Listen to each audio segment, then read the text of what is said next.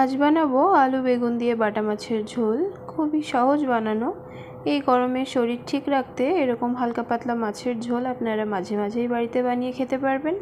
তো চলুন পুরো প্রসেসটা আপনাদের একবার দেখিয়ে দিই। প্রথমেই আমি এখানে বেশ কয়েকটা মাঝারি সাইজের মাছ নিয়ে নেব। এবার মাছগুলোকে নুন, হলুদ আর সামান্য শুকনো লঙ্কার গুঁড়ো দিয়ে মেখে রেখে দিচ্ছি। আলু আর বেগুন একটু বড় বড় করে কেটে নিয়েছি, সেগুলোকে একে একে জলে ধুয়ে তুলে একটা সাইডে রেখে দিচ্ছি। এবার একটা পেস্ট বানিয়ে নেব। তার জন্য মিক্সিতে গোটা কালো সর্ষে, জিরে, কয়েকটা আদার টুকরো, 4 থেকে 5টা শুকনো লঙ্কা ও বেশ খানিকটা গোটা ধনে জল দিয়ে ভালো করে বেটে নেব। 2টো মাঝারি সাইজের টমেটো আমি মিক্সিতে পেস্ট করে নেব। এবার চলুন মূল রান্নায় যাওয়া যাক। প্রথমে আমি কড়াইতে সর্ষের তেল দিয়ে দেব। তেলটা ভালোভাবে গরম হয়ে গেলে ম্যারিনেট করে রাখা মাছগুলো আমি তেলের মধ্যে দিয়ে দেব। এপিট ওপিট করে বেশ খানিকটা সময় নিয়ে একটু লাল লাল করে ভেজে তুলে নেব। মাছ ভাজার তেলেই আমি কেটে রাখা আলুগুলো নুন দিয়ে ভেজে তুলে নেব।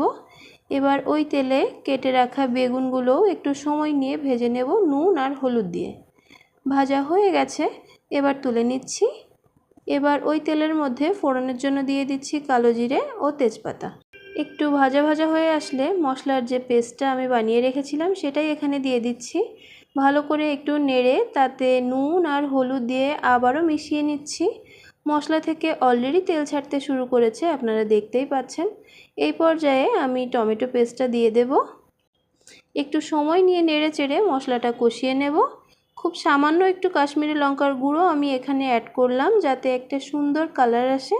চাইলে এটা আপনারা স্কিপ করতে পারবেন। এবার ভেজে রাখা আলু আর বেগুনগুলো এর মধ্যে দিয়ে আর একটু কষিয়ে নিচ্ছি। কষানো হয়ে গেলে পরিমাণ মতো জল অ্যাড করতে হবে।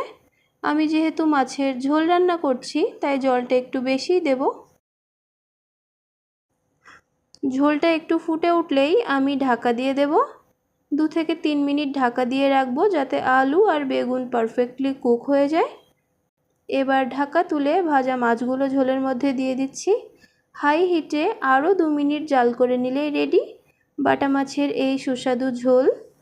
গরম ভাতের সাথে এরকম পাতলা মাছের ঝোল থাকলে আর কি কিছু লাগে বলুন। যাই হোক, আশা করি ভিডিওটি আপনাদের ভালো লেগেছে। ভিডিওটি ভালো লাগলে আমার চ্যানেলটিকে ফলো করতে অবশ্যই ভুলবেন না। আজ এ পর্যন্ত, দেখা হচ্ছে আপনাদের সাথে নেক্সট ভিডিওতে। ততক্ষণ সবাই